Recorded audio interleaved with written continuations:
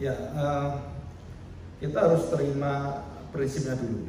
Artinya begini, kejadian-kejadian dalam hidup kita itu kadang Tuhan kasih satu hikmat ya, dan tidak menjadi satu bahwa kejadian itu yang kita alami itu jadi patokan bagi yang lain.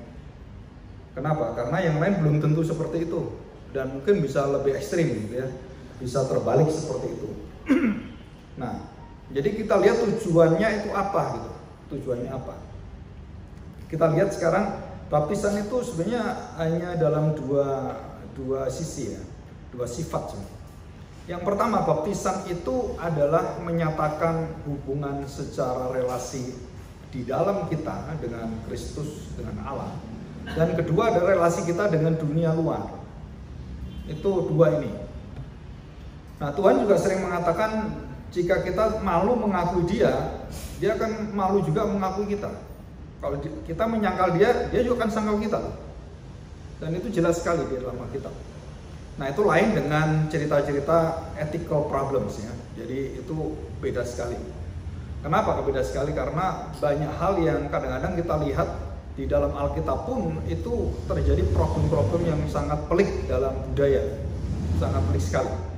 Tetapi sekali lagi bahwa problem-problem itu bukan menjadi patokan dan pengajaran bagi yang lain.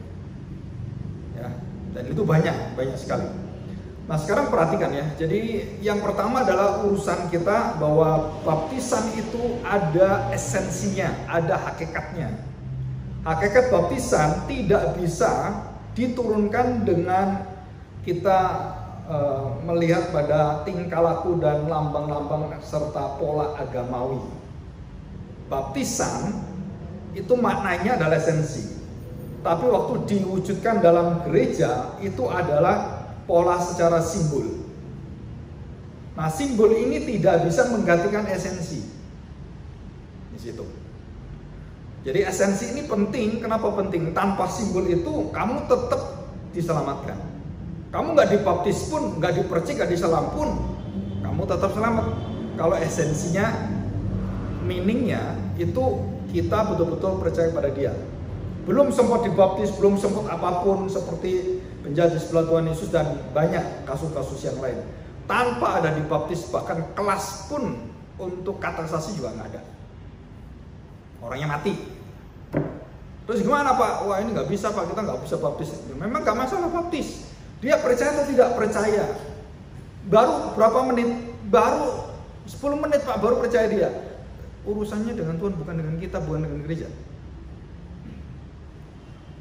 Tadi kan lahir baru karena Roh Kudus, bukan karena gereja, jelas kan? Itu kan esensinya. Jadi kalau Roh Kudus mau melahir barukan dia hanya kurang 10 menit dari waktu dia mati, terus dia percaya, ya kita juga harus terima, oh itu Roh Kudus gereja. Tanpa baptisan, tanpa tetek bengek aturan gerejawi, mau apa kita? Itu sampai ujung seperti itu kita harus terima. Ataupun yang kebalikan, orang sudah dibaptis berpuluh-puluh kali di gereja ini tetap dablek ya, nggak ada gunanya kan? Apa dia ngerti baptisan? Nggak ngerti, karena dia terlihat dari cara polanya dia belum tahu esensinya. Jadi dibaptis gereja ini baptis ya karena kepentingan, karena hal, dan itu nggak bisa jadi patokan bagi kita. Nah, dia ngerti nggak? Dia ngerti. Nah, sekarang efek-efek yang lain adalah berhikmat nggak kamu melakukan itu. Yang penting adalah kamu tidak menyangkali nama Kristus. Karena baptisan itu mengakui Kristus, bukan menyangkalinya. Di situ. Kenapa Paulus mengatakan lebih baik kamu disunat? Kamu dalam lingkungan sunat. Kamu jangan disunat, karena kamu memang jangan disunat, tidak bisa disunat. Kenapa? Karena kamu akan mengajari orang akan munafik. Itu kepada Timotius. Jadi beda karena kulturnya beda, yang dihadapi beda. Tapi prinsipnya adalah satu. Jika kamu percaya pada Tuhan, kamu bisa mengerti semua itu. Nah, itu prinsipnya seperti itu. Jadi kita nggak perlu untuk berdebat, wah ini yang betul dibaptis, dipercik apa semuanya. Nah, kenapa kalau ditanya, terus gereja kita kan gereja reform, gereja puritan. Terus posisinya bagaimana? Nah, kalau tanya seperti itu baru saya jelasin. Karena kita memegang bukan hal-hal yang bersifat tetek bengek yang dibawa. Kita memegang adalah esensinya. Apa arti esensinya? Dikatakan bahwa kalau sudah besar bisa mengaku baru dibaptis, yaitu gereja baptis, gereja karismatik, gereja semua tidak mengakui baptisan bayi dan tidak membolehkan baptis bayi, dan itu dianggap menyesatkan. Ada yang sampai seperti itu. Saya tanya sekarang, kalau kita baca Kejadian pasal 17 ayat 10 dan sampai ini Abraham diminta untuk menyunatkan Ismail, bukan Ishak, Ismail. Terus kemudian Ishak karena tanda perjanjian. Saya tanya sekarang, sunat dengan baptisan itu Tuhan yang mengatakan sederajat sama. Berarti esensi yang ada dari perjanjian lama dan perjanjian baru sama. Yang betul yang mana? Kalau kita mau mengakui perjanjian itu dan kita mau dibaptis, ya otomatis kamu ikut yang perjanjian yang sama dari perjanjian baru. Jadi yang lebih esensi apa? Bayi dibaptis. Kalau menurut Alkitab, lebih esensi pegang bukan soal pengakuan, bukan, karena kita masuk ke dalam perjanjian Allah dan belum ada apapun, anaknya pun sudah belum mengerti, belum sudah disunat. Dan itu lambangnya, dan itu jelas lambangnya di situ. Jadi yang kita pegang esensi. Kalau mau esensi ya esensi. Lupa kalau semuanya kita pegang ritual, kamu pegang ritual, kamu akan terbawa dengan arus fenomena ritual yang terlihat. Nah kita tidak.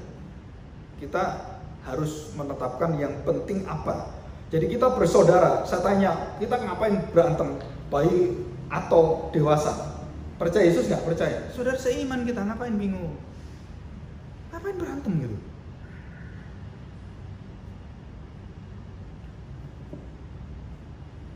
Nah setan itu yang seneng bikin yang gitu, yang berantem.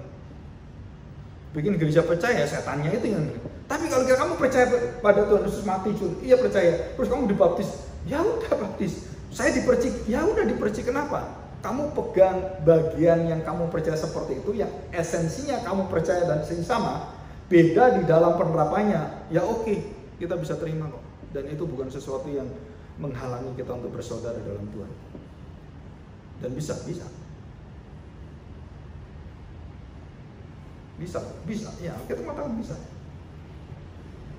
Karena itu berurusan dengan etik, ya. Dan banyak yang berurusan dengan etik. Nah, saudara, yang kedua, ya ini mungkin sekalian ya, pertanyaan kedua yang sering diajukan tadi saya sudah bicara. Saudara, kenapa bayi kok dibaptis? Apa yang menjamin bayi boleh dibaptis? Belum bisa ngaku, belum bisa ngerti, belum bisa apa-apa, kok dibaptis?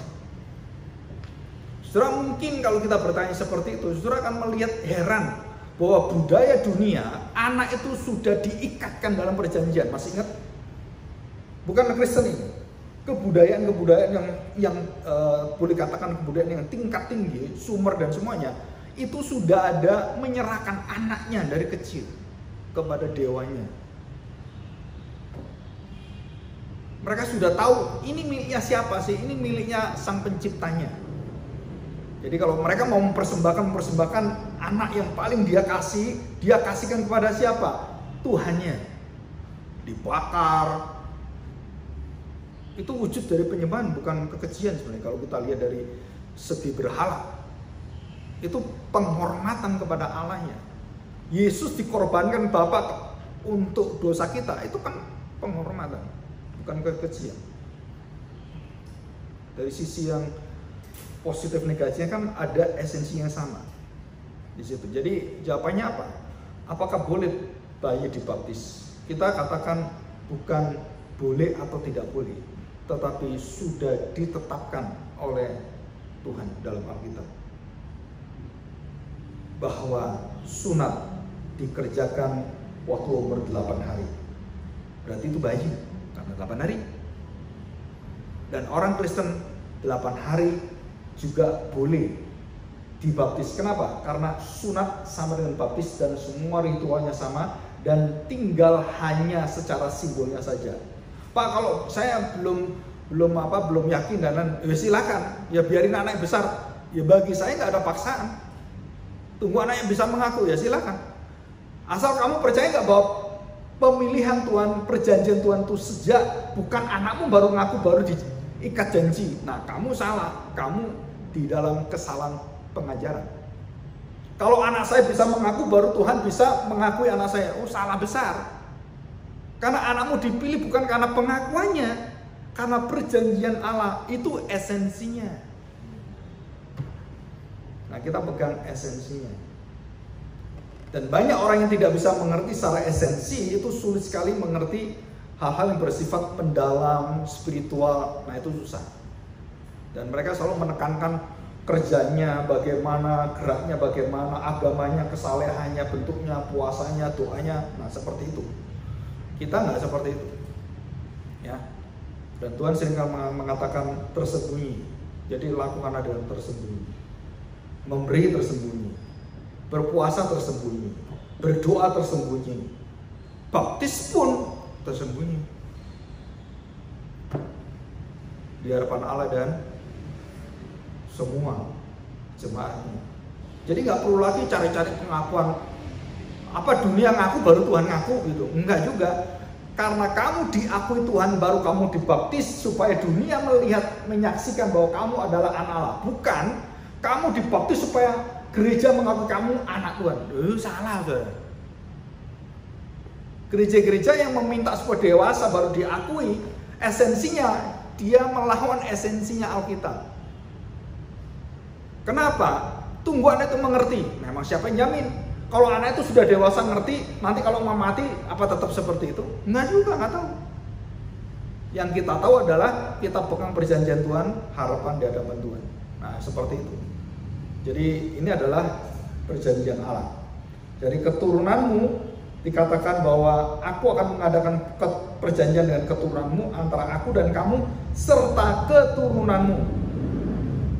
Jadi saya dengan istri saya dalam perjanjian Allah saya kemudian menikah, maka semua benih istri dan saya waktu diberikan anak dengan kelahiran yang baru, anak baru dan cucu-cucu semua yang di dalam hidup yang baru itu, saudara, benih itu dijamin oleh Tuhan. Itu namanya perjanjian dan itu hanya ada di dalam perjanjian Allah. Bukan karena perjanjian dagingnya, tapi perjanjian karena imannya. Jadi anak kita kalau imannya sama. Jadi saudara perhatikan, dagingnya Abraham belum tentu itu umat Israel yang benar. Tapi iman di dalam Abraham umat Israel pasti benar. Dan di dalam Kristus akhirnya kan. Nah ini sama. Waktu saya punya anak, imannya berjalan dalam iman yang sama. Keturunan dalam keturunan saya sama dengan Abraham. Kalau anak saya tidak di dalam jalur bersama dengan iman, anak saya pun tidak akan bisa masuk dalam kerajaan Allah. Karena bukan dagingnya, oh karena papa saya pendeta Kristen, saya pasti masuk surga. Nggak bisa. Imannya papa saya dan saya menerima anugerah dan sudah dalam perjanjian itu. Kemudian saya terbuka dan percaya, nah itu yang di dalam iman, nah itu yang menyelamatkan, bukan daging keturunannya. Seednya itu bukan dagingnya, tapi imannya. Nah yang kita percaya adalah keimanannya, kita doakan keimanan anak-anak kita. Jadi keselamatan bukan dari keturunan, tapi dari benih iman. Nah, ini beda lagi, yang di dalam Kristus. Bukan di dalam dagingnya Abraham. Israel yang baru di dalam Kristus. Nah kita harus mendidik anak-anak kita untuk mengerti ini. Bukan karena papamu, bukan karena nenekmu, bukan karena siapapun kamu menjadi Kristen, tapi karena perjanjian Tuhan. Melalui papamu, melalui dan lain-lain. Ya, oke. Jadi baptisan bayi itu jelas diperintahkan di dalam Alkitab melalui sunat dan lambang dalam perjanjian lama dan diteruskan dalam perjanjian baru, dan itu sudah jelas. Ya, terima kasih. Ada yang lain?